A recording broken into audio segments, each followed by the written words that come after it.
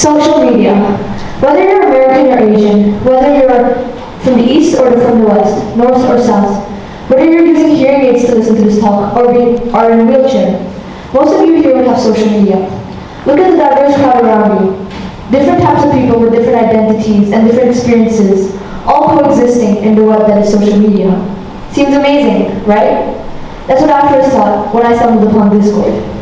In case you don't know what Discord is, it's a messaging service that takes the key components of social media, interaction, and makes it an app where you can interact with people from all types of walks of life on virtually any topic under the sun. It seems so fascinating to me, getting to talk with people from countries I didn't even know the names of, and with lives and experiences just waiting at my fingertips. Sign me up. So, I downloaded the app. I chatted, I laughed, I screenshotted funny memes, and slowly, these people who I'd virtually never met were starting to feel like friends, even with the miles between us and the differences in our experiences.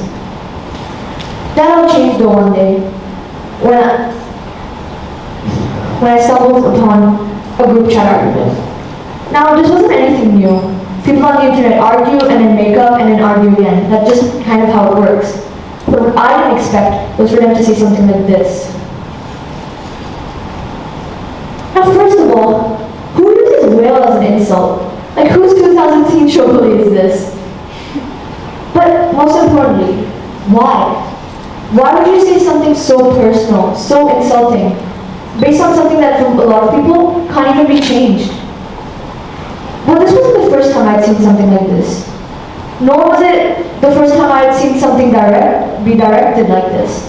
But it had been the first time I'd seen it in a group chat that was meant for people who were supposed to be friends, and it kind of shocked me. I began to worry then.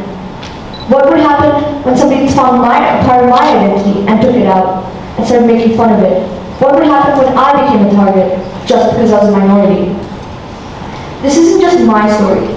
This is the story of the half of the users of social media.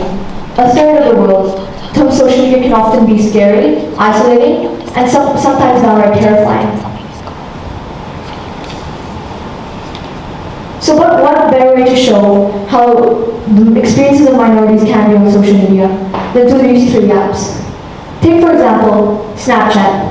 Most people might know it for its cutesy filters, and as funny as they might be, they do have a dark side: whitewashing.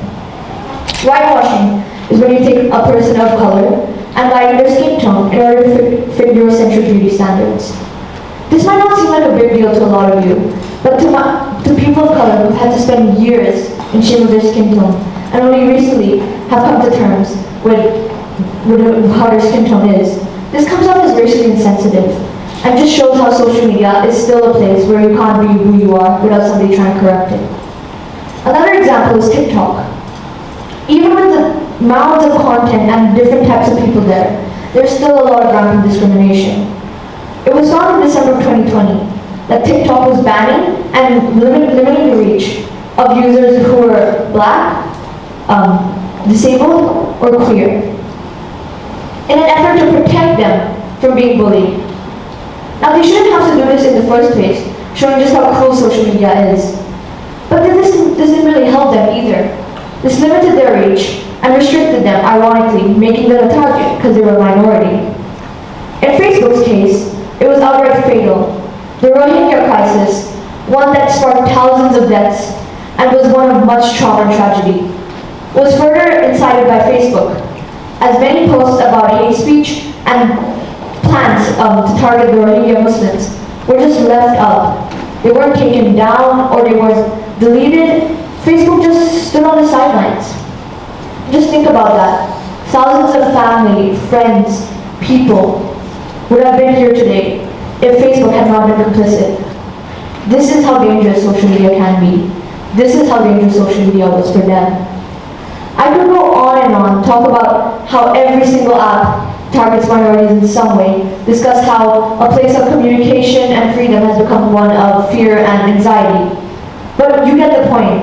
It doesn't seem like there's any light at the end of the tunnel in terms of being targeted. It doesn't seem like there's any hope. And that's what I thought for a while too.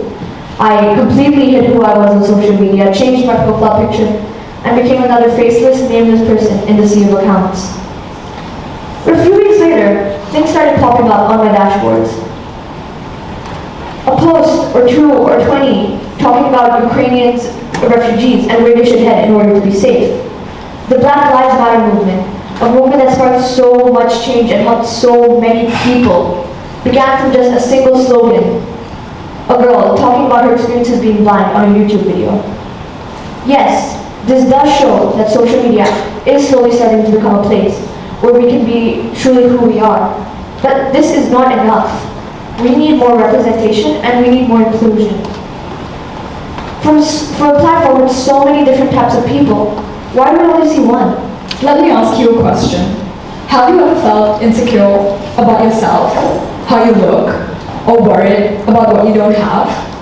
Do you constantly compare yourself to those on the internet and wonder why you don't look like them? Well, that's because you're not supposed to. These are the top creators on social media, the most famous actors and most famous singers.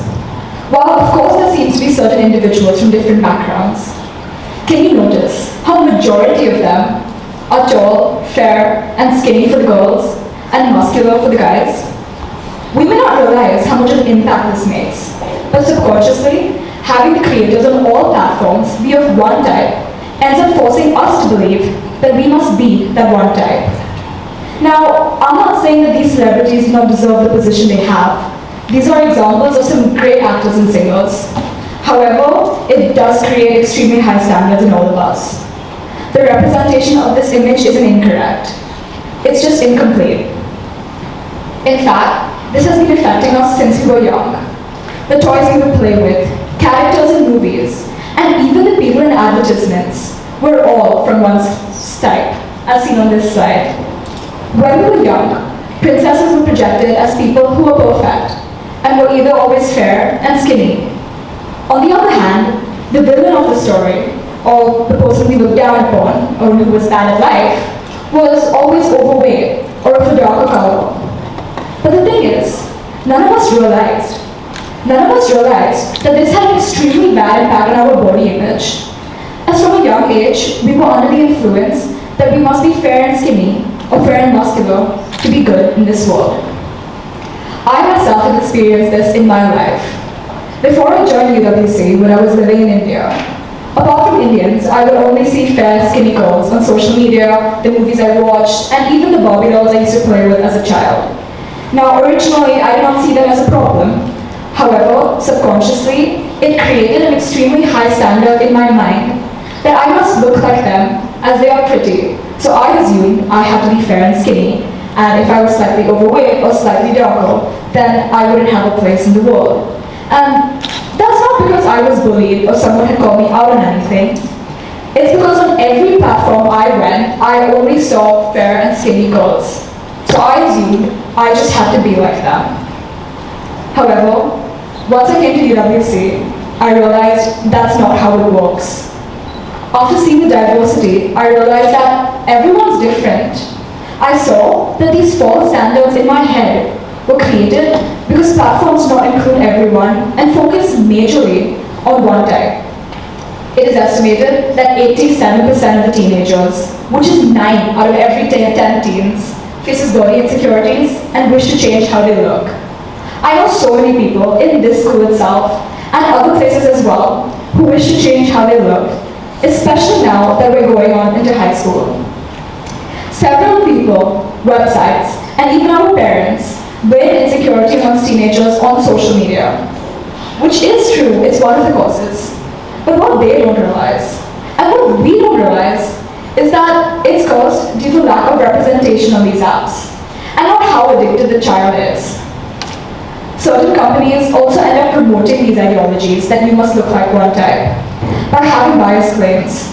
For instance, a cream company using the punchline to be fair and lovely, or white makes you win. Wouldn't that make one assume that they have to be fair in order to be lovely? They have to be white in order to win? The media too is a culprit of this. Let's look at the TV show Friends, for example. I'm sure a majority of us have watched it. The show is based in New York, where less than half of the population is white, and over 55% of it is Asian, African, or Hispanic. The TV show's main cast, however, is 100% all-white cast. The show is not only one of the most popular shows in our generation, but the previous generation as well. Surely this would have influenced our ideal body type images, wouldn't it?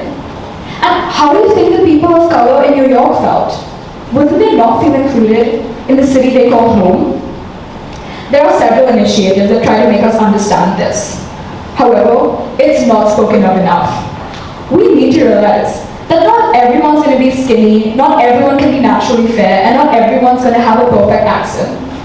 However, being in a school that has so much diversity, we must find ways to celebrate this, instead of trying to conform and be one another. Because every culture and everyone is different. So instead of hiding the differences, let's promote them, so that anyone can feel happy, included, and beautiful. Thank you.